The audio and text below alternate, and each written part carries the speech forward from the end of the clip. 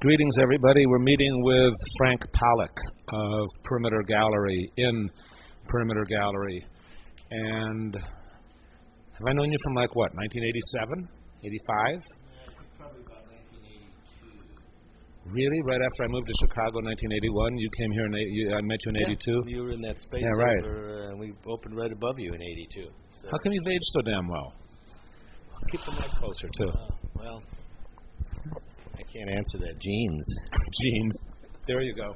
All right, so when we first knew each other, it wasn't Perimeter Gallery, was it?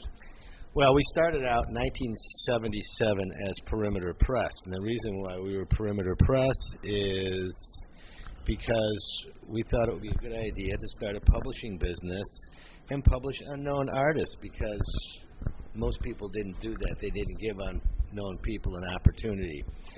So we started that in 1977, and we found out very quickly why people don't do that. Come out, where was that? That was in Madison, Wisconsin. So you were in Madison for 5 years or something before you came here? Right. And then we were in Madison for a couple of years. Then we moved it to Racine, and then in 1982 we had to make a decision, either expand the publishing thing or do something else. We were interested in three-dimensional work at that time, so we thought, we'll open the gallery, and a year later we closed the press. So when we originally opened, it was called Perimeter Press Gallery, and that created some confusion for people, so then we just became Perimeter Gallery. And was John Roberts involved with you then? Was that how that worked? He was never involved with us. He just shared the other half of that space. Okay.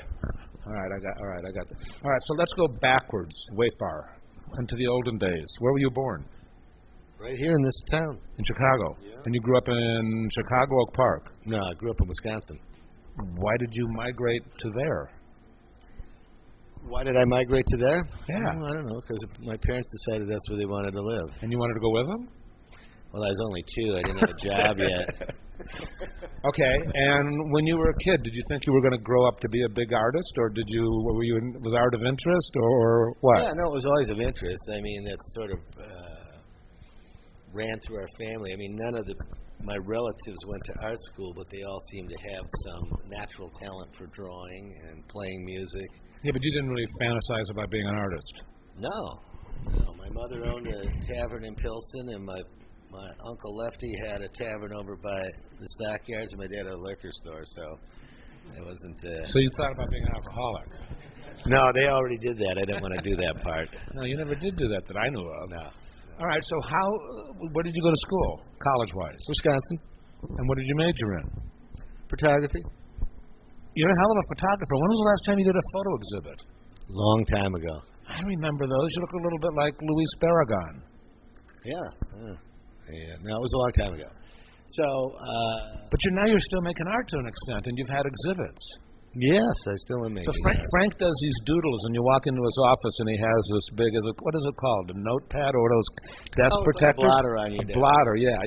And perpetually he's doing little portraits that are, like a quarter to a half inch in size. Yeah, basically what happens is, to sort of rewind from Paul a little bit here, I started out as a photographer, and then I used to exhibit my work, and then people said, well, why did you start a publishing business in a gallery? And I thought, well, there'll be a better chance of feeding myself in that respect than, as an artist. So I was a photographer for many, many years, and then I was just done with it.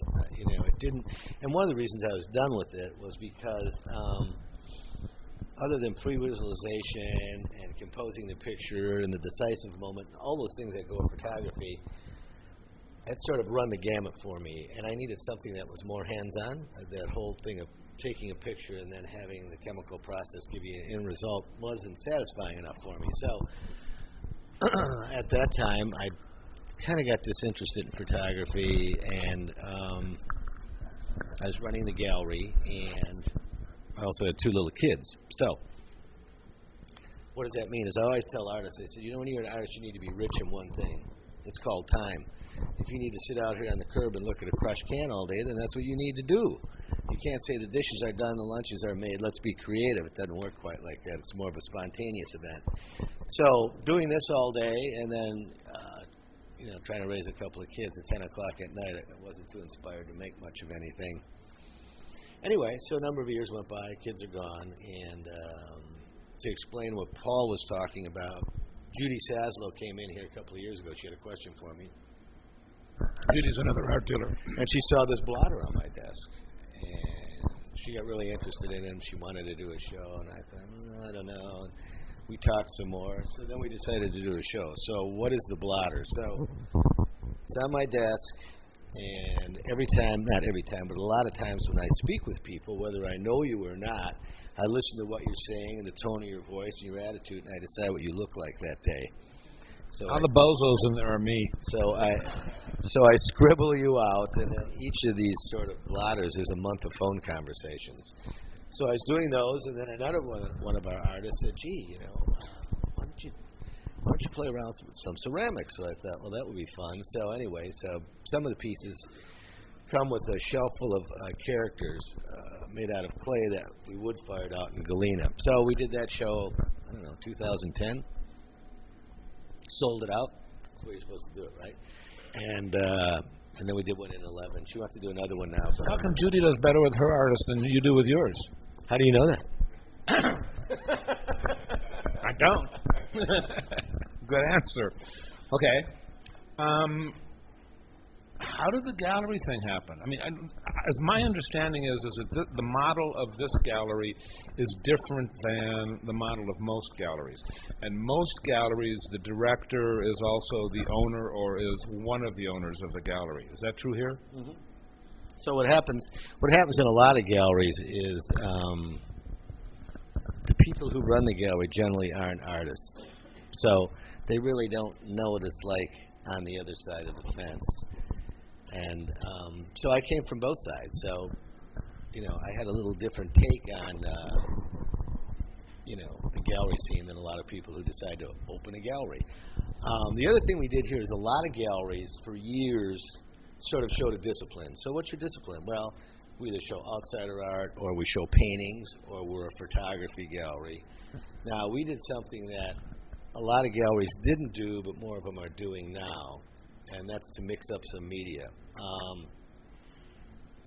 So we show contemporary painting, sculpture, but we also show master ceramics and fiber art. And that's worked really well for us, I have to say. I sort of associate, I feel like 40-50% of the gallery's aesthetic is Wisconsin. Is that less true? It seems like it's not as true as it used to be. No, it's not as true as it used to be. But it used to be pretty true. We showed a lot of Wisconsin artists, and we still show some. John Wilde, Warrington Colescott, Francis Myers, and Ken Lober and Donna Look. That's about it. All right, so correct me where I'm wrong in this story, because this is one of the things I've been anxious to figure out. My understanding is that Karen Johnson Boyd was integrally involved in this gallery and hired you to run her gallery. Well, that's kind of right and kind of wrong. So straighten me up. So to make a long story short, many years ago when I had a show of photography at the Worcester Museum, which is in Racine, she came to and the she opening. And she was involved with Johnson and she bought wax. Right, and she bought some pieces, and we thought it would be a great idea to start the publishing business. After we did that, I thought, you know what, a gallery I think would serve our purposes better. So we sort of founded the gallery together. Is she still involved?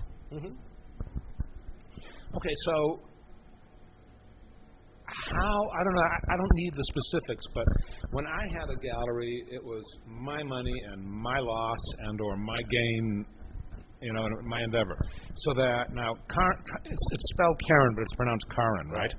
And she doesn't work for the gallery per se, does she? No. But she has skin in the game. Right. So let's say, how do you determine what she gets for her investment?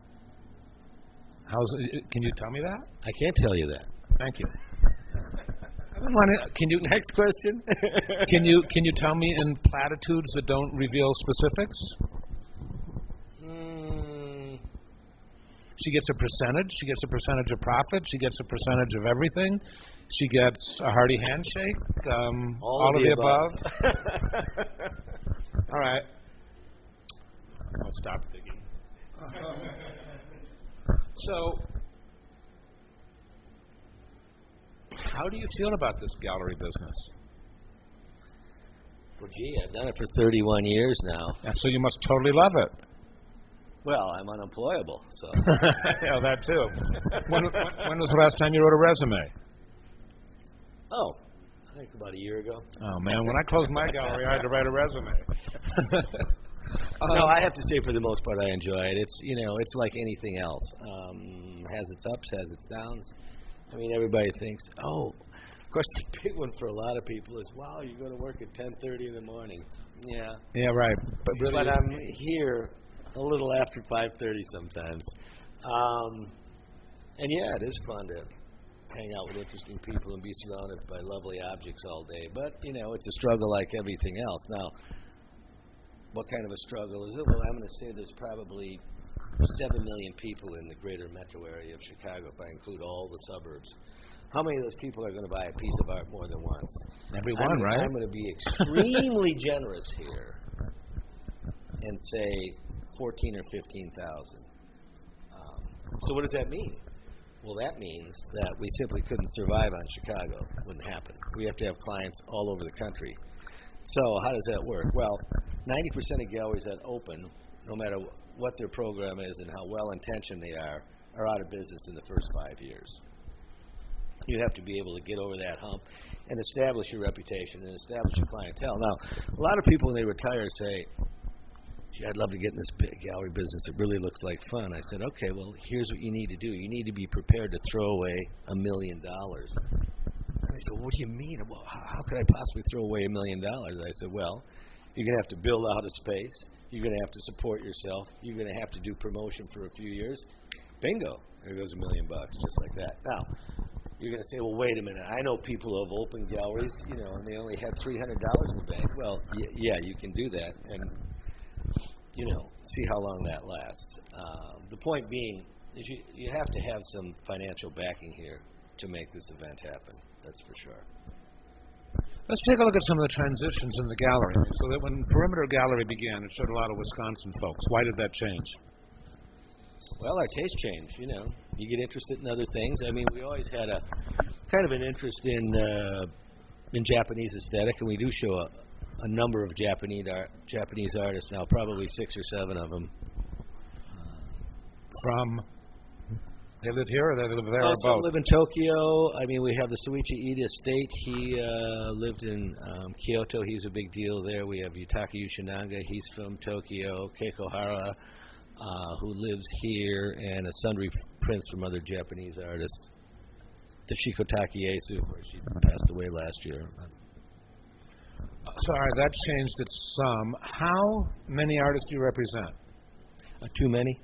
Like 4? How many? Over now 25? Oh, yeah. Now, we probably have 30-plus artists, which is a lot of artists. How many artists would you like to represent? Well, this is what I tell people when they people who want to open a gallery. I said, you only want to do 6 shows a year. Now, we do 8 here. And so you can let them run for a couple months and really work it. And you really only want to have about 14 or 15 artists. So you can really work the program, but that's hard to do. You tell me something, because most of my shows were 4 or 5 weeks, and I would try and do 10 or more a year. We did 9 shows a year, sometimes 10 until this year, when I just said, you know what, this is too nuts. Well, it's work, but don't you sell 90% of what you're going to sell in the first 2 weeks? Yeah, you do, but it's just this constant scramble of up and, there's this one's up, now we're working on the next one. So yeah, totally. It's like a treadmill. So we just decided that it was time to cut back to 8 shows a year. Although we do shows downstairs too, so I'm just counting the upstairs. Do you feel like you make 10% less money if you have 1 fewer show a year? No, I don't think like that. Okay. But, yeah. All right. So what other things have changed the gallery over years? I mean, well, you've always had an affinity for clay, and I think you've always had an affinity for... You've seen a whole generation of collectors who have come and gone. I mean, there were people who were 40 or 50 years old when I started this, when I was in my 30s, and, that group is gone now. So now we've had to nurture a new group of people. How's that? Well, it's hard to do. I mean, I feel like the 30-year-olds, a whole decade, are less interested in cultural acquisition than their parents. Well, I think that may be true. I think one of the things, that happens in this day and age is everybody just bombarded with all this information. For all the wonders that technology presents to you, boy, there's a real downside to it, too. Do you think more people have decent art in their homes than they used to, or less, or the same? No, I think more people have decent art in their homes, and I think the reason that happens is again, because of all the information out there. Everybody leafs through Architectural Digest and Art in America and a lot of other publications, and so they're more informed, and they want to have something in their home. So I think there's clearly more people who have art in their homes now than they used to. What art magazines do you pay attention to, or do you read? Any? I sort of look through Art in America, Art News, Art Forum. Do you subscribe to them? You get them free. Yeah, some we get free, some we subscribe to. Yeah. For a while, you had a gallery in New York also. Mm-hmm. When did that begin? That began in 2001. And how long did you do that experiment? Well, we did that for about 3.5 years. And how did you like it? Well, I did and I didn't. I think one of the things that people assume is that, well, if you're in New York City and you're having an artificial show, you're going to sell 3 or 4 of these because the guys from Wall Street are going to come in with their bonuses and buy this stuff, which is true. So everybody thinks that I've got to be in New York. It's the center of the universe. And it is in many ways. There's no doubt about that. But on the other hand, the great myth is if I had a gallery in New York, everything will be wonderful. Well, one of the problems you run into with that is, whoops, there's 600 other galleries in New York trying to slice up the pie. So it makes it just as difficult. One of the little funny things I discovered was if you're uptown on 57th Street, doesn't matter what floor you're on in the Fuller building. If you're in Chelsea, you need to be on street level, not on the 4th or 5th floor. It's just a different kind of event. Was there any, essentially you didn't do enough business in New York? Well, I'll tell you what happened, that's right. What happened is we opened in April, and we were getting ready for a huge show that was going to open on September 14th, and then 9/11 happened, and that was it. A lot of the art that's sold in New York is not purchased by New Yorkers. It's purchased by people who come to New York, and nobody was coming to New York. So it was a ghost town for a couple of years. So there really wasn't any thought about Chicago or New York, Chicago or New York. The thought was let's retrench back to Chicago.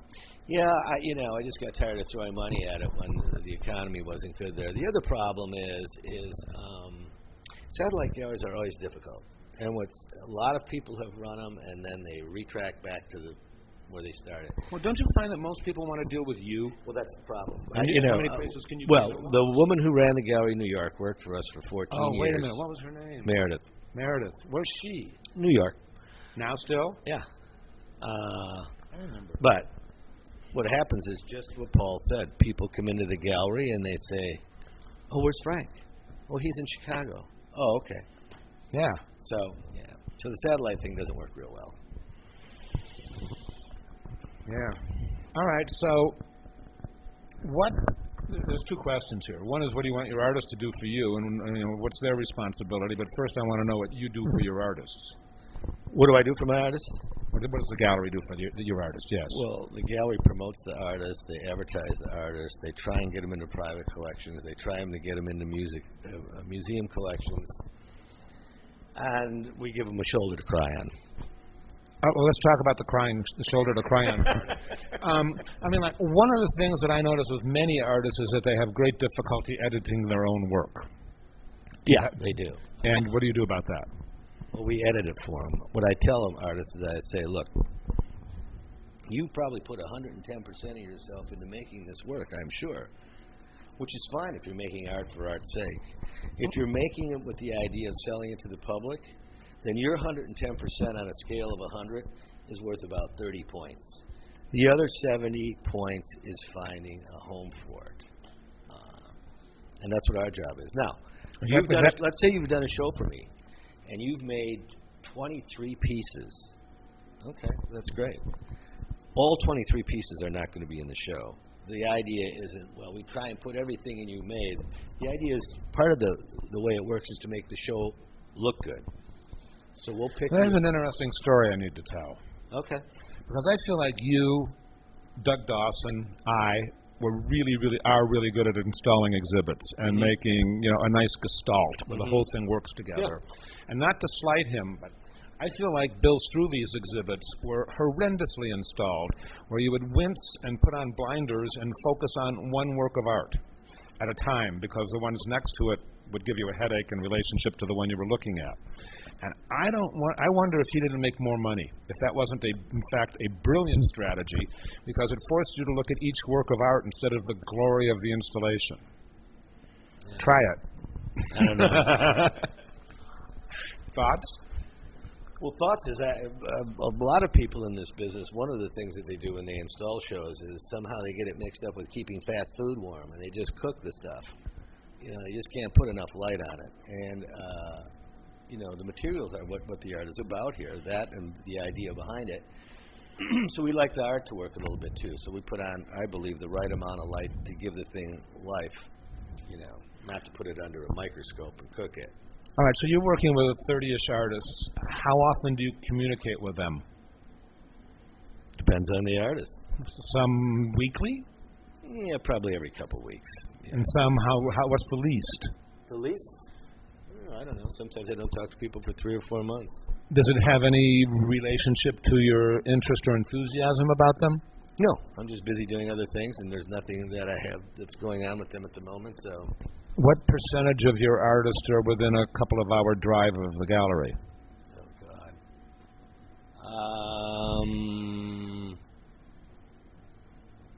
Maybe 30%. Do you see their studios once every 18 months or more? Probably, yeah. I'm sure every year or so I get there. So I'm going tomorrow. San Francisco. That's over a 2-hour drive, Frank. That is over a 2-hour drive, Paul. Okay, what about bookkeeping, or like record keeping, not so much bookkeeping for the artists? Do you keep track of their inventory for anybody? What do you mean, for anybody? Do you have a record of all their art? Do you know where it all is? All their art? No. All their art that's come through your hands? All the art that's come through my hands, yeah. Yes. Yeah. Okay. Do you share with your artists the names of the people who've purchased their work? Yeah, if they want that, to keep track of the work in the event that they ever have a major show or something, I don't have a problem with that. I think the great myth out there is a lot of people say, well, I can't share my mailing list. First off, if you've got enough spendable income to go out and buy a piece of art, you don't live in a shoebox and come and see me. I mean, you're looking at the whole world. It's not like I'm going to keep your name in some secret place. Yeah, I'll share that. I have no problem with that. What's the price range of most of the work you sell? Oh, it ranges anywhere from, we have things that are $1,200 all the way up to $100,000. And do most people pay all at once, or do they spread the payments out? Most people pay at once. I find that really interesting. I would say that most of my sales, maybe slightly over half, people paid over time. Another gallery, Linda Warren, I was talking to, I think she's, of course everybody pays all at once. On the other side of that coin is most people do pay at once, but I always tell people when they come in here, look, art is for everybody. It's not just for people who can write checks.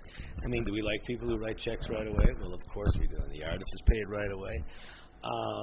But on the other hand, if you love something and you want to do a time payment plan with us, we're more than happy to do that to facilitate the sale. Not only for the artist, but for you, because you like the art. You can't do it all at once. Doesn't mean you can't have it. What percentage of the sales come with a discount? Oh, quite a few. Over half? Oh, yeah, over half. Yeah. So to an extent, the discount is almost built in? No, we don't do that. No. Do you ever find yourself like I did sometimes? When people say, "Oh, well, like in New York, we'll just raise it 20 and then knock that off." Yeah. That's dishonest, though. Yeah. I didn't know that. Yeah. Well, I had times when people would say, "I'd like to buy something. I'd like to buy that piece, Paul," and I go, "Well, did you want a discount?" No, I don't do that. You don't do that. You mean say, "Oh, wait a minute, I forgot to give you a discount." I had a client. I sold a Kenny Price to a woman in Florida. Yeah. You know, and she didn't ask for a discount, and I sent her the piece and sent her an invoice for the whole thing, and she got really upset. He said, she did. "Don't you know who I am? Don't you know I always get a 25% discount?" Yeah. I said, "Oops." I'm the one who told her you had that show. Oh yeah. So did you want your percentage now? No, I didn't get. Yeah, I'm here. Yeah. You know, it wouldn't surprise me that you did. Tell her? Yeah. Yeah, I did. Yeah. Oh, I believe that. Oh wow. I better take you to lunch or something nice. Yeah, take me to Manny's so I can get something substantial, would you? That's you got it. I'm not going to negotiate. We'll just do that. Manny's is a deli I can afford. It's not like. Okay, now, do artists participate in sales in any way? What do you mean? Well, that could mean a lot of things. One is, do they go to the client's home with you or something to talk about how nice their work looks in the client's home? Do they arrange a relationship? Do they have on their website, for inquiries into sales, please call Frank? Do they go out there and lobby and then say, hey, Frank, somebody wants to buy this painting, close it, etc.? There's a few people who do that. A lot of people don't. One of the things I always tell artists is you have to remember one thing. We represent you and try to do everything that we can for you, but you're your own best advocate. Right. Don't assume that, wow, I got a gallery now, I just go back to the studio and make stuff and the check will be in the mail. It doesn't work quite like that. For example, you may have an opportunity that comes your way that I have never heard of. So you either need to tell me about it or you need to act on it in some level. So you have to multitask. You just can't be creative. You the have artist to be should multitask. Yes, yeah. You have to be professional, and you have to represent yourself on a certain level. Let's say an artist calls you up that you represent and says, Frank, these folks just showed up at my studio and they bought this piece for $5,000. I'm so excited. What do I owe you? And the question is, what do I owe you? What do I owe you?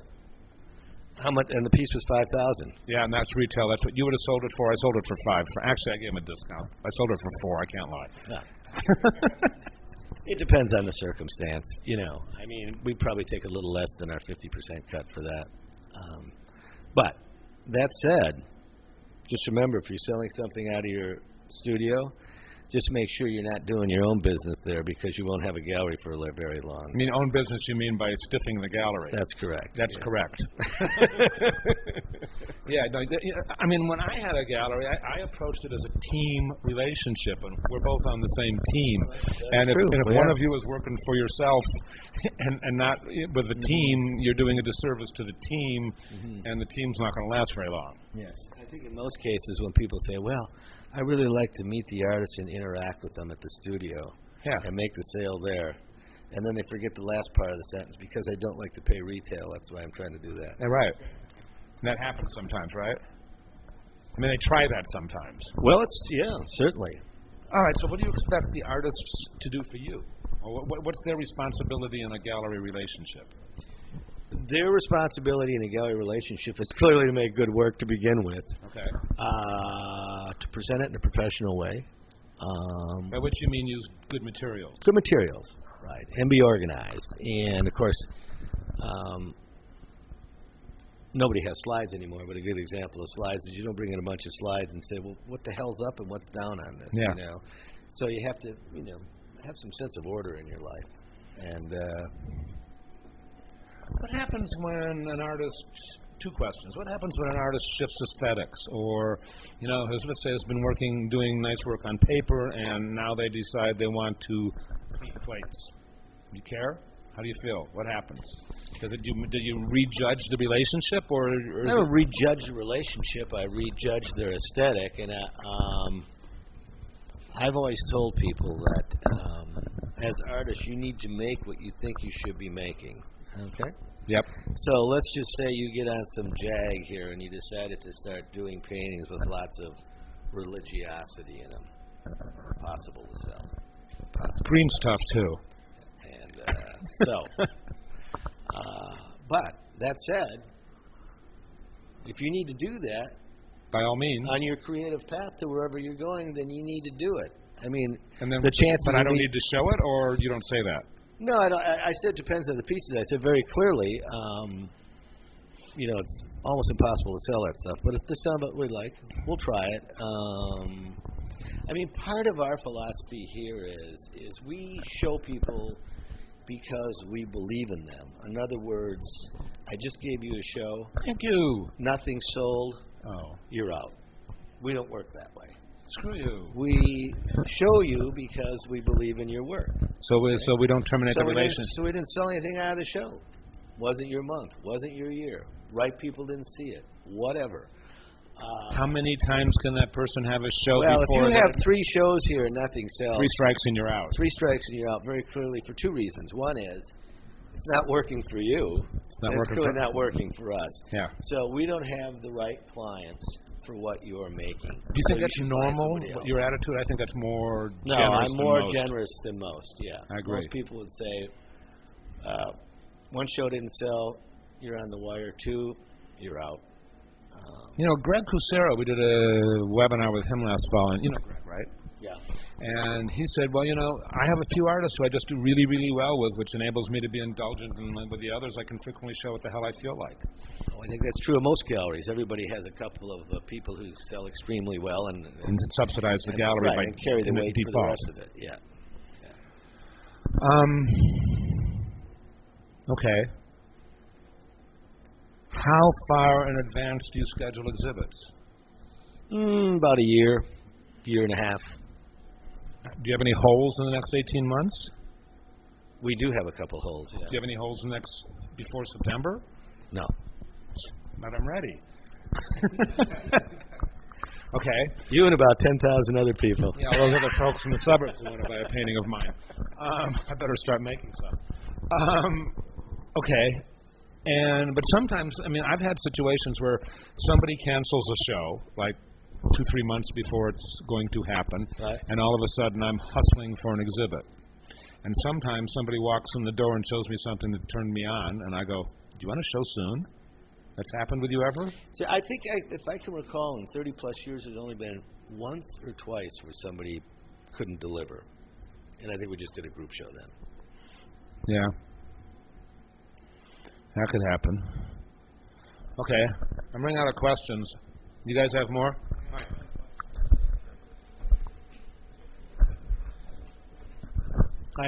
Thank you for doing this for us. Sure. I'll just enumerate the questions and I'll let you answer the ones that you want. One, where did you get the name Perimeter Gallery? Well, Perimeter started with Perimeter Press. We felt that we were on the outside of the circle trying to help new people, so that's where that came from.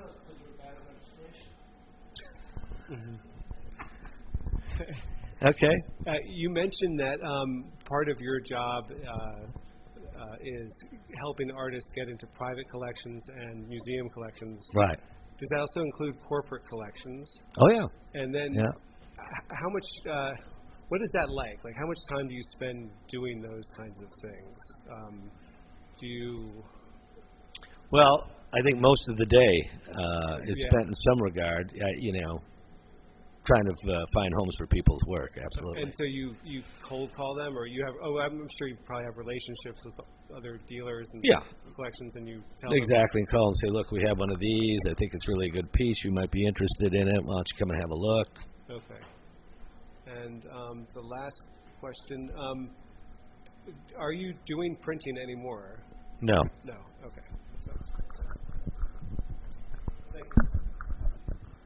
I had a question and it disappeared. Maybe if I were younger, I'd remember it. Yeah. Can I borrow yours? How do you know when an artist is ready? What do you look for to say an artist is ready for a show in a year? Well, it's pretty arbitrary. really. Really just, it depends on me and what, if I feel the work is mature or I feel it's right for this gallery. There's no particular set of rules that says, oh yeah, now you're ready. But what I will say to you as artist is, I mean, anybody who's trying to be creative likes to think that their work is good, right? And of course, everybody likes to think that they're ready for a show. Now, you really need to beat yourself up on this when you say, look, am I really ready to present myself to a gallery? And if I am, then what I need to do is walk around to these galleries and see who shows what and see if that's an appropriate venue. Now, just because somebody has a landscape painting up and you do landscapes, oh, I have an affinity with this gallery because I do. Not necessarily. You need to do a little more research. And then when you decide that this gallery is appropriate to approach for you, then you call and make an appointment. You don't run in the door after you've printed 10,000 CDs and say, can I leave this for somebody to look at? Because if it's that important for you just to drop it off at the counter, it's less important for us to even look at it. Will we look at it? Yeah. And I have to say, everything that is sent to us, we do look at, and we That's do. That's probably unusual, too. And we do respond to it. And as a matter of fact, I received a letter from a woman last year whose husband said that she should write a reply to me because I had sent her one of the nicest rejection letters she ever received. So we do respond to everybody's work. But the point being is you really need to make sure that you're ready to do this and find out what is the appropriate venue for you to look at. And it's a long haul being an artist. It's, you know, I always tell people who, I mean, you're all pretty mature here, but when I get college students in here, okay, so they're in this artificial world, you know. They go to work every day. Things are really going good at work because they're getting A's at work. And everybody's telling them you're really wonderful and what you're doing is fantastic. And then you graduate one day. You didn't go to law school. You're not going to start at the bottom of the firm at 60 grand. You went to art school. Now you're going to be out at the bus stop with everybody else. How do I make all of this work? Well, first off, you're not rock stars, and all of you are way past 22, but I tell the 22-year-olds that I know 30 seems like a long way down the road, but if you're not on the cover of something by the time you're 30, you're not going to vaporize. You have to remember, Dubuffet didn't start making work till he was 34. De Kooning didn't have his first show till he was 44. Nobody gave or Louise Nevelson. I mean, she didn't start clicking till her late 50s. So the point being is being creative is a lifetime investment, and it's a long haul to get there. Now, in the meantime, you're thinking, well, gosh, how does that work? You know, I made this work. I need to show it somewhere. And you do have to build a resume. I mean, when you're 40 years old, you can't go into a gallery that has 2 lines on it, and they say, well, what in the hell have you been doing all of this time? So one of the ways I tell the young people to do this is you need to get involved with alternative spaces. It'll show you how the mechanics of a show works, how you install it, how you light it, how you do it. It also creates sort of a fraternity of other people who have a like aesthetic to you. And also, you're going to show there. So you can start putting some lines on your resume that you have actually exhibited somewhere. You can even create your own exhibits, which you talk about, and it's not a bad idea. Frequently, we give them a nice title. Yeah. All right, so I remember my question. You listed all these things that you do for your artists. Do you try also to find them other gallery representation in other cities? On occasion, I do that. Let's say you do. Okay. How's the split work? How's the split work? How's the split work? It depends on the artist. Most times I don't take a split. I just give That makes it work pretty well. It makes it work very well for the other gallery. Yeah. Do you feel like you benefit when you don't take a percentage? No, not really. You don't? I mean, maybe they get more exposure, there's more demand, there's more interest, the prices go up a nudge, you benefit. No? I do benefit from that. That's true. That's true. Yeah, and there's another line, there's more credibility on the artist's resume. That can't hurt. Yeah, that doesn't hurt at all. Absolutely. That helps bolster us, too. Okay, cool. Who else has got questions?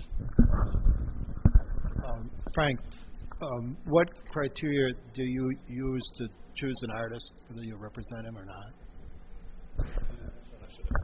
Well, the 2 important things to me is, one, does it appeal to me?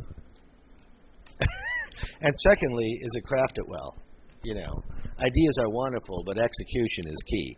So I always look for things that are of interest to me and that are crafted well, and generally are about something. And I mean, even if it's abstraction, it's about something. I mean, if you're just scribbling on paper and you say, well, there's my work, and I say, well, could you explain that to me? Well, there it is. I don't hear anything. You have to tell me what the reason behind this is. You know, and if there wasn't a reason to create this, then you just simply made wallpaper. How many artists have you taken on in the last 12 months? In the last 12 months, I don't think any. How many have you terminated in the last 12 months? None. So you're pretty happy, even though your stable's large. You're pretty. It's large, but we're pretty happy with most of the people we have. And you said you know that how you feel about the art. You have other investors who are involved in the financial well-being of the gallery. Do they have an aesthetic say, or they're trusting you? No, I have the final say here. So you get opinions. I mean, you seek counsel. You get their advice, and then you go, okay, cool, I'm doing this. Yeah, got it. We have more over here.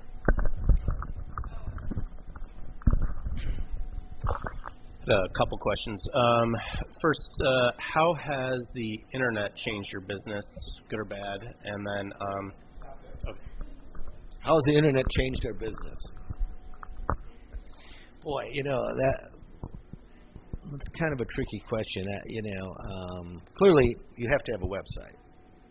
Anybody that walks in now says, gee, can we see the work on your site? So that's clear. Does it facilitate sales? Sometimes.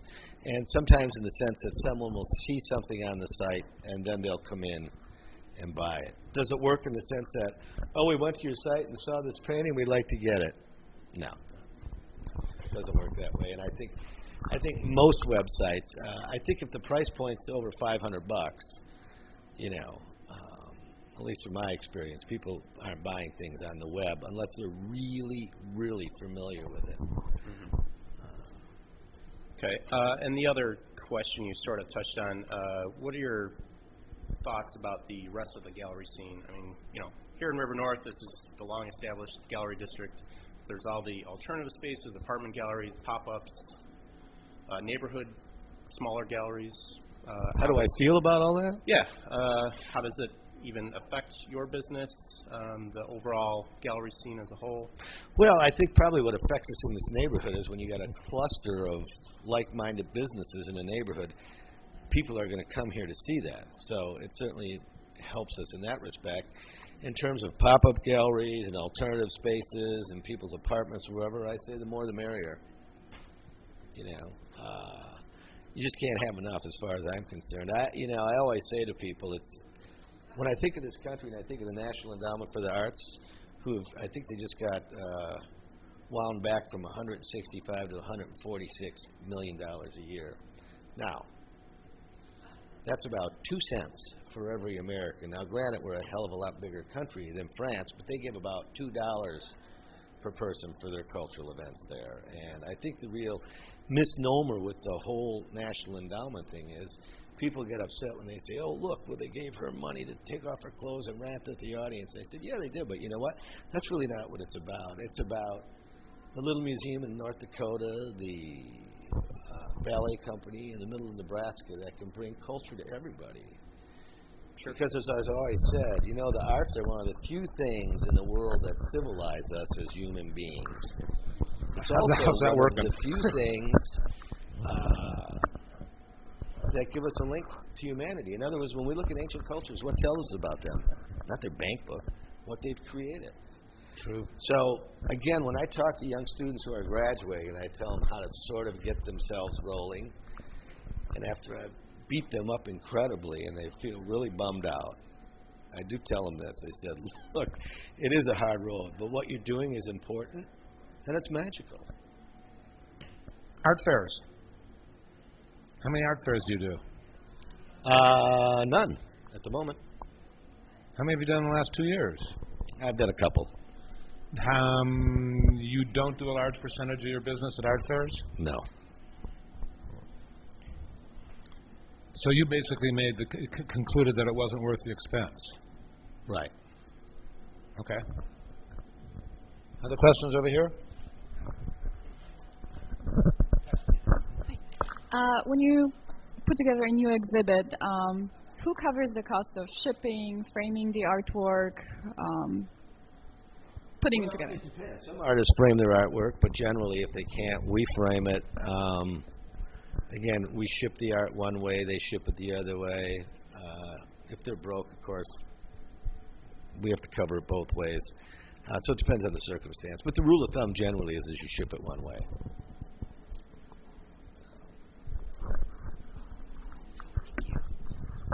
Can you talk a little bit more about how you're saying artists contacting or showing their portfolios to a gallery, how you said to make an appointment?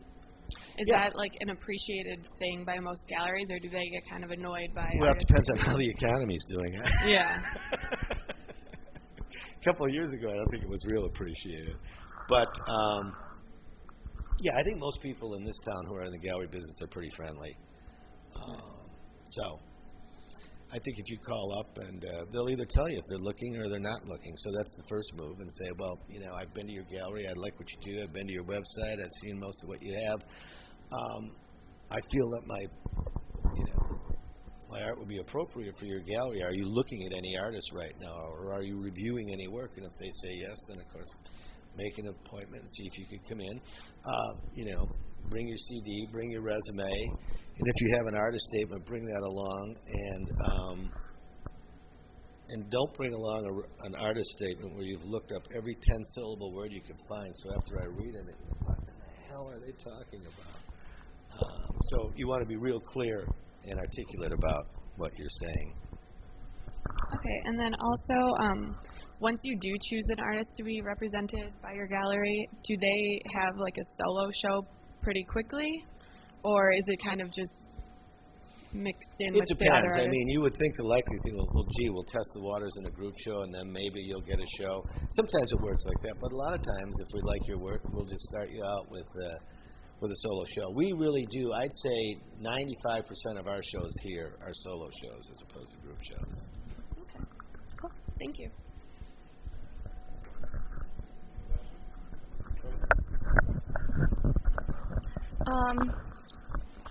I was speaking with Claire Molek at Hauser Gallery recently, and she was saying how all the River North galleries are going to be kind of coming together because I guess she realized that there's a movement right now in Chicago because you have these machines in LA and New York, and Chicago's just kind of always been drifting along. So what are your thoughts on that? I don't know if Perimeter is going to be participating, but I think that... My thoughts on that? Well, we love her youthful zeal, and we'll see what happens. After 30 years, we've seen this bump like that a couple of times. And so, yeah, we'll participate. I'm, all for promoting the arts. Oh, there's a young woman who runs a gallery around and she's revved up to really try and make some things happen. So, well, her intent is to create sort of a cohesive community with a large group of collectors that come to the galleries and buy things. Beautiful. Yeah, but I think she's really trying to focus on the younger crowd. Yeah, why not? Which is good, and she had a good point. I mean, a lot of people don't come into galleries because they're frightened to come in them. And, that's why I do my art letters, to encourage people to show up at openings where you're not going to get hurt. In this town, most of the dealers are pretty friendly. A lot of wait a minute, I want to agree. Quite true. Yeah. And good. Yeah. And honest. Yeah. Sometimes people in New York aren't as friendly, and I'll tell you the reason why. Because, again, New York having the center of the universe mentality, there's probably 300,000 artists in Williamsburg and Brooklyn and everywhere else in New York that are registered with the IRS who all want to get in the door. And when we had a gallery there, we said, okay, you can come in and show us our work. I mean, it's a stampede. You couldn't really get anything done here for the people you did represent. So we had to set up a day of the week or month that they could come in. 33rd of the month? That's right. Do portfolio reviews. But everybody here is pretty friendly. Contracts. Don't have them. I mean, if I'm doing something that's 100,000 plus, then I have something in writing. And Like I said, we've been in this business for 31 years, and I don't toot my horn very often, but we have an extraordinarily good reputation, and which we're very proud of. And we always treat the collectors right and the artists right. So all of our contracts are handshakes here. I think that's the big norm. Yeah, and another thing is, too, I don't want to have a contract and say, you know what, you make really good art, you're a first-class jerk, but here I've got this in paper that I can handle your work. How enthused am I going to be about supporting your work and presenting it to people if I think you're a total doofus? What's it like working with artist estates? Well, they're dead. I know that part. Do you have a foundation? Are you working with a spouse? Everything else sort of kind of stay the same? Well, it depends. I mean, how many estates do you deal with? Well, there's 3 estates that we work with. The one we work with the least probably is Peter Bolkus, and that's run by, it's a family trust that runs that, his wife and his daughter and son. And we have the Margaret Israel estate, but we own that. We bought that outright. She was a New York artist of some renown. And then we also have the Soichi Ida estate. He's from Kyoto, and there's a studio head there that we work with on that. And basically the relationships are parallel to what it would be if the artist were alive? Pretty much. Yeah. Pretty much. I mean, it's the same percentages. And what happens when somebody calls you up and goes, Frank, I bought this 14 years ago. We're downsizing. I gotta get rid of this piece. Let's take 2 scenarios. 1, you still work with the artist. 2, you no longer work with the artist. In either case, if you bought something from me and you were trying to resell it, we would help you try and do that. Even if you no longer represent the artist? Mm-hmm. Yeah, if you were a client of ours, you bought something, we stand behind what we show here. So it doesn't mean I'll be able to sell it, but we would try and sell it for you. No, we don't buy it. We would consign it and try and sell it. In most cases, we have pretty good luck about reselling pieces. Now, if you brought something in and say, oh, I see that you handle so-and-so, I have one of his pieces I bought 20 years ago from somebody else that's not around anymore. I don't feel any particular allegiance to that. But you may take it. All right, let's change the direction. If it was an extraordinary piece, maybe. How much resale do you do? Let's define resale. Go ahead. Not a great deal. Do you want to define it? I would say 10%, maybe. That's not a definition. That's what I meant. Resale is when you are selling a work of art that's already been sold once before. So that if you are an artist consigning work to a gallery, that's a primary sale. If that work is sold and then somehow or another it shows up at auction, that's resale. Or if you consign it to some other gallery or back to the original gallery, that's resale, etc. So, but I've seen you at some art fairs where you've had some work for resale, right? Yeah, we have occasional pieces by people that we handle that will resell. So, how much inventory do you own? A lot. Do you really? How come? Well, we have a big print collection. From when you had a press? Or because prints don't get consigned as much as they get bought. No, you have to buy those. So we've got a lot of Crown Point material and paste. I didn't know that. When have you had? Really? How long has that been? Forever? Quite a bit. Yeah, we sold a lot of it, but we still. How do people know about that? Well, they have to come in. I come in. But I mean, does it say on your website? I mean, Crown Point is a great press, and Dick Solomon's doing a webinar with us in a couple months or so. Yeah. He's the publisher at Pace Prints, and how do people know you have prints? Is it on your website? It's not on our website now. It's pretty much through consultants and stuff that we sell a lot of that material. What percentage do consultants get from you? 20. Sometimes 15. Depends on the circumstance. All right, so let's say, all right, so what, artists, that's not quite the same as a discount, is it? Well, I'd call it a discount. Huh? I'd call it a discount. I call it a commission. Well, all right, so, okay, fine, all right, so, now, all right, fine. What percentage of each of those, if they're different, does the artist participate in? part of it. They Well, participate. let's say you give a in all- 10% discount. Well, And you have a 50-50 split with the artist. Right. So if it's a $1,000 piece, you give a 10% discount, it's $900. You get $450. The artist gets $450. That's correct. It's pretty standard in the industry. Agreed. But We were one of the last people to not do that for years, and we just said this is insane. True. It just creates more revenue to, But let's say promote people more let's say that you way. give somebody, oh my God, you need to go out to dinner tonight. You don't have any cash, and somebody goes, give me that piece for a 30% discount. I'll pay you in cash. Don't do that. We'll never do that. Have You never never done take that. cash. You never give a 30% discount. Don't give 30% discounts. Don't give 25% discounts. Don't do that. And the reason I don't do that, I'm buying that wall, Frank. you're not getting 25%.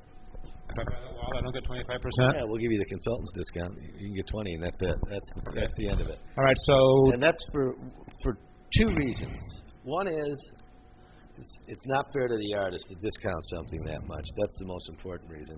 The second reason is people who are going to come in and ask you for 25% off, even if the economy's in the toilet. The economy's booming 2 years later. They're going to come back and want something, and they say, well, what can we get? You say, well, you can have 10%. Oh, no, my discount here is 25%. that's right. So what you're doing is you're shooting yourself and the artist in the foot. So, You're shooting yourself in the foot later. and I've had people who've done it, and I just said no. All right. So 20% to an art consultant. Yeah. The artist split. You split. The artist shares that also. Yep. Okay. More questions, you guys? Hi. Hi. I wanted to ask: are your artists exclusive to this region with you? Yes. Yeah. It's well, sort of the Midwest will be a loose region. If you're in New York, that's different. If you're in Los Angeles, that's different. But we can't have people in St. Louis competing with us for the same artist. It just doesn't work. My second question was, earlier you said it was difficult to only have 14 or 15 artists to represent. Can you say why that's difficult? Is it because you like so much art? Well, but I think one of the difficulties about it is a lot of times when people come in, they want to see lots of things. So that makes it a little more difficult. I think here's a good example.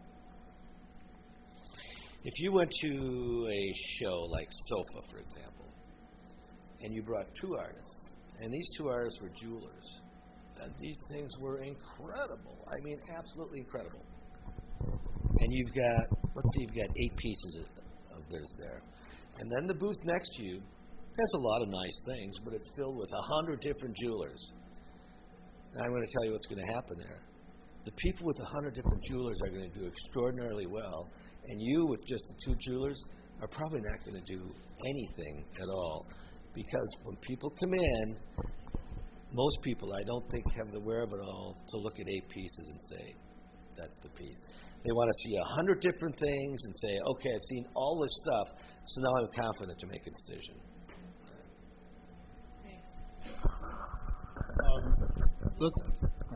Thanks.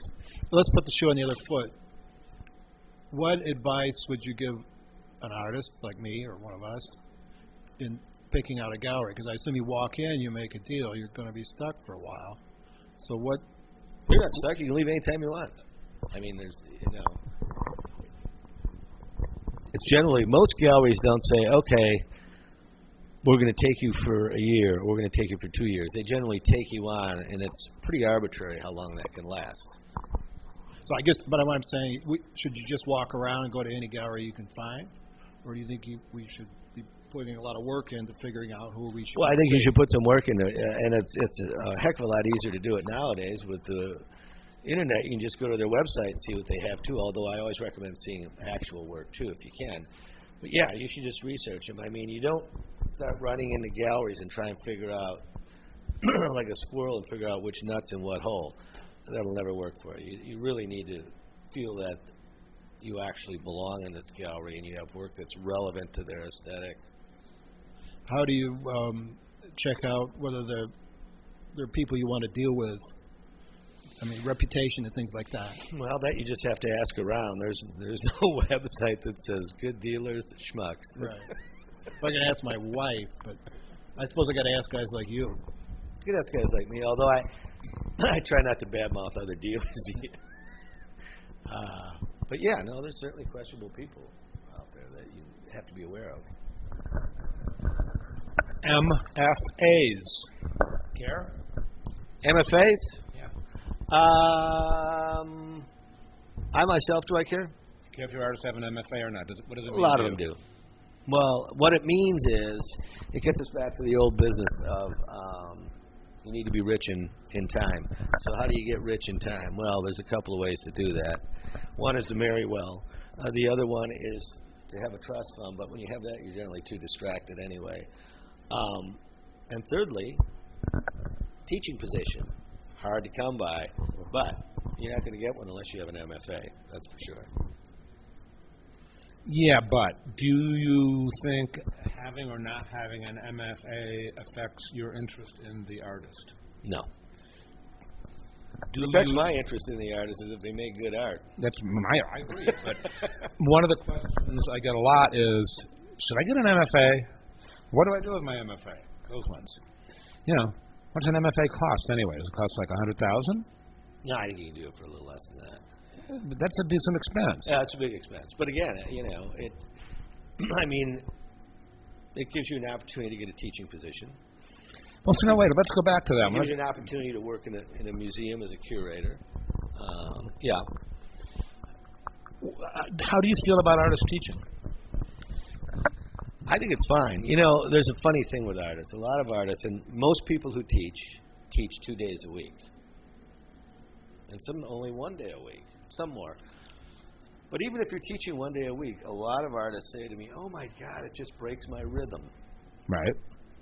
Which it sort of does. But the one thing that I think you get from teaching that you can't find in most other places is you get a new group of kids who come in every year who are 20 years old. Is their aesthetic developed? Absolutely not. But they have that enthusiasm and that drive and the idea of anything is possible. And I think as we all get older, very clearly, after you hit enough potholes in the road, you start to close up a little bit. And I think what the teaching does is it's one of the things that gives the teacher this sort of raw enthusiasm that you just can't find anywhere else. And you feed I off get of that by on doing some this level. course, you know. So yeah, I acknowledge that. What about you guys? You guys haven't said anything. Questions? Thanks. I have probably too many questions, so Okay. please pick and choose which ones you want to answer. Okay. One thing I was curious about is installations, not installing a show, but like having an installation artist where have you ever had an artist come in and like really they're sort of taking over the room as an artwork? Absolutely unsellable, right? Absolutely unsellable. Yeah, okay. What do you have? Do we do that? Do you do that? Yeah. Do you recommend them to also do something that they can sell? You know, do you do it like you can come and do this installation as long as you have something else also?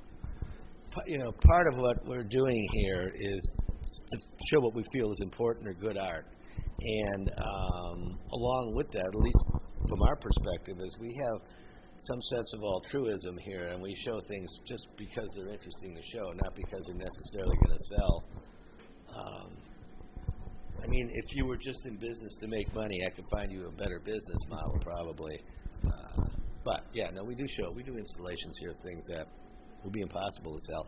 A good example was, unfortunately, he doesn't make art anymore, but we used to show a guy named Michael Paha, who did environments. Now, what does that mean, he did environments? Well, for example, this whole wall would be filled with one of his pieces. There'd be a 3-foot deep trough here with frogs in it, and then there were plants, and then above it was an aviary with birds in it. Couldn't sell that. We have sold a few of his pieces over time. I mean, one, for example, was a piece we sold to an environmental consulting firm out by the airport. It was a piece that was probably, 4 by 3 feet. It was like a big terrarium. Had a landscape in it with an HO train and a snake that crawled through the train. You know, I get a call out there, the snake is dead. I'd have to call him, would you go out and put another snake in there, you know. So, but what happened for him after a while was they were so unsellable. And he did get invited to universities to do pieces with artists, but he just said, I just can't keep putting money into this. So he works at the Field Museum now, and raises bees. Along with that, I'm wondering about, you had mentioned about works on paper and framing works of paper, like if the artist comes in. Do you oftentimes feel like, or have you ever asked artists, like, I see that you've got this frame, but I really don't like this frame, I'm going to get it reframed. Is there a way in which you sort of look at it and go, like, I need a certain aesthetic, or I really prefer a different kind of frame? I think most artists who frame things are pretty conservative with their framing. It's either wax maple or it's a white frame. Nobody does anything that's really visually too unpleasing. So, I mean, there have been occasions when I've reframed things, but generally, if you brought the work in, I wouldn't go, I have to reframe that. No. Okay, thanks. What do you do? What do you do? When the show's, you frame something? Yeah. Show's over. Yeah. Artist takes back the art after some. Well, let's go for. Yeah. How long does the art stay in the gallery after the show's over? Pieces it didn't sell. It could generally stay here anywhere from 6 months to a year. And then the pieces go back, and the frame goes. That's called a bonus. That's pretty generous. Mm-hmm. Cool. All right. I don't know. Michael Paha is a great artist. Jen, bail me out. You said you were kidding about something, and you said green stuff doesn't sell either. Yeah. You're talking about the color or environmental. Can you just say what you mean? No, actually, we found the hardest color to sell is yellow. Yellow? Oh, you're thinking your work's pretty green. I have a very large piece right now that's very green. Yeah, I've seen you working on it. Well, what do you think the most appealing color is? That's pretty easy, isn't it? I love turquoise. Oh, there you go, but it's blue. Yeah. And red? That's not good for when you sell to hospitals, is it?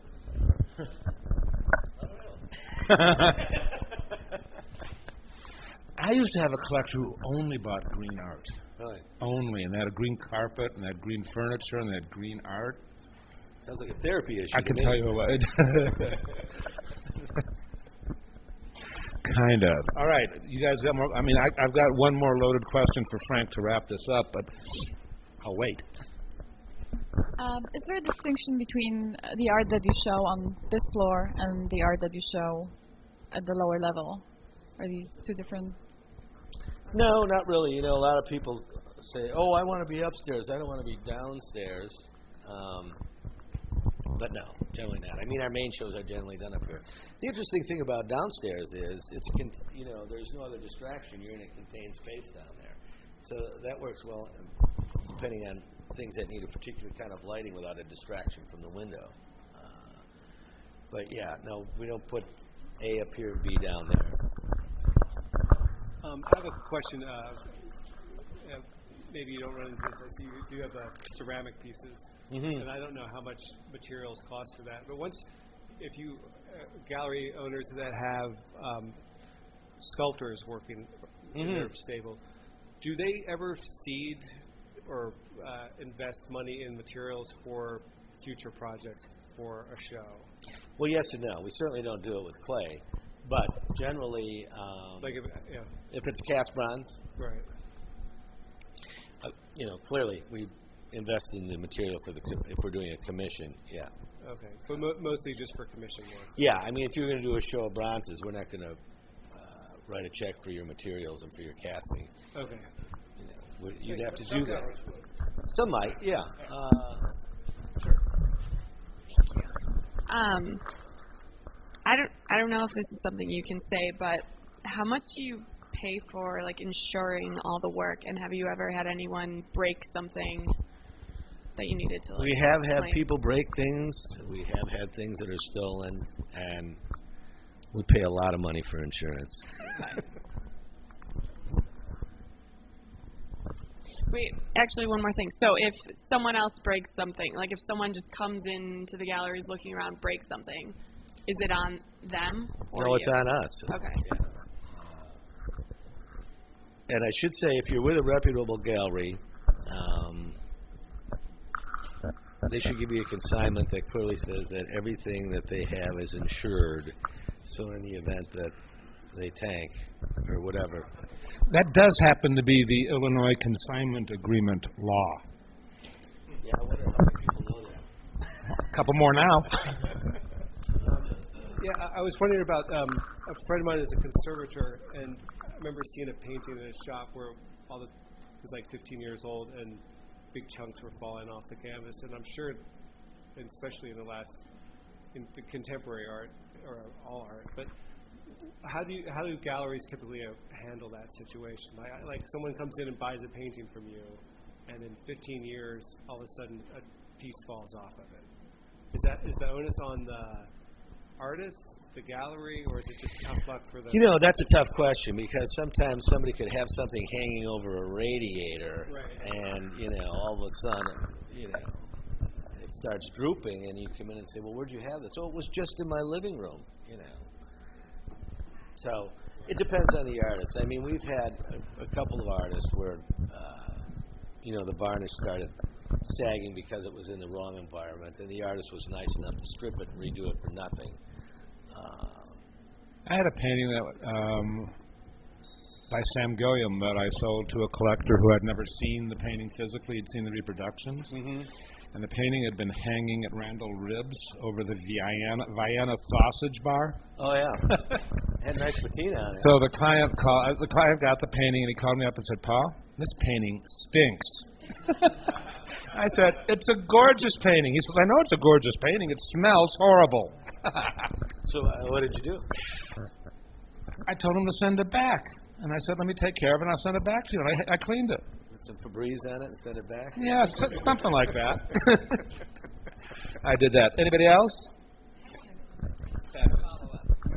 An MFA follow-up. For collectors or buyers, are they interested in education background of artists? I don't think so. I think most people are interested in, you know, the art that they're buying. The heart to heart. Yeah, and I think, I mean, once they buy it, they're always impressed to say, oh, wow, they have an MFA, but they don't come in and say, okay, I can really start to get my head around this because they're well educated. I don't know. The first thing is they're interested in the art. You know, sometimes people will come in here and who haven't bought any art, and there's a painting they really love, and the painting's $8,000. And they'll say, gee, is this artist going to take off? I said, I have no idea if they're going to take off. That's not why you're buying it. You're buying it because you like it.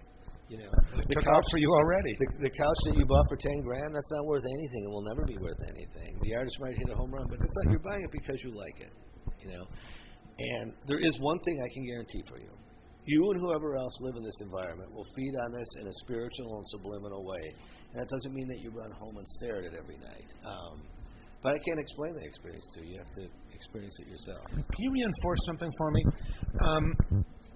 I believe that almost every single person who's involved in the art business, including artists and curators and directors and dealers, are in it because they believe in art and artists, and not because this is a good way to make a killing or a living. Oh, that's for sure. Yeah. As such, you know, I mean, because so many artists are prone to putting people like you and others on a pedestal, when in fact your heart is really reaching out to them, and you're doing this because you care about them. That doesn't mean that you can embrace every one of them and give everyone a show or even look at everybody's art, even though you respond to everybody. That's amazing. But you're basically doing this because it's a belief system. This is something you believe in. And same with all of your peers across the board. Yeah. You know, it is a labor of love, for sure. You guys get that? Okay, lastly, I know no other art dealer beyond Frank Paluch who has as many excellent idioms. I can think of two, then you can go with the rest, because I don't know, maybe there are no more. But I mean, one of the favorite things I've heard you say is, money doesn't care who owns it. That's right. Another one I've heard you say is, money doesn't buy taste. That's true, too. Okay, how about some more? Well, I can leave you with this, and this is about visualizing something. And this was a fellow who was having some problems, and so a friend of his says, look, why don't you call up a psychiatrist and get a consultation? And I said, all right. So he randomly calls up a psychiatrist and makes an appointment. And the psychiatrist said, well, the first thing we're going to do is something called the Rorschach test. I want you just to look at these abstract patterns and free associate. And I said, all right. So he looks at the first one and he said, well, gee, it looks like a couple people making love. The psychiatrist said, fine. He goes to the next one and he said, well, it kind of looks like a menage a trois. psychiatrists have found. So they go through about 10 of these images, and with each image, the guy gets more graphic. And he gets to the last image, and the psychiatrist says, you know, I just want to tell you to begin with that you have an incredibly filthy mind. And the guy looks at the psychiatrist and says, well, screw you, they're your pictures. There you go. All right, everybody. Frank, we're all good? Thank you.